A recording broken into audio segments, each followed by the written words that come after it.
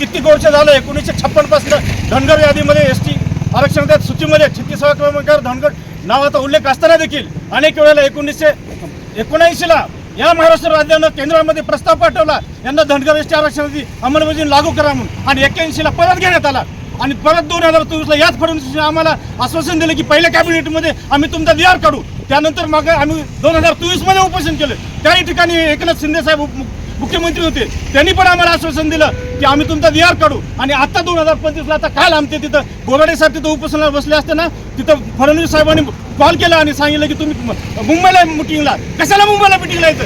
किती आश्वासन झाले, किती मिटिंगा झाल्या, हेच करत बसायचं का?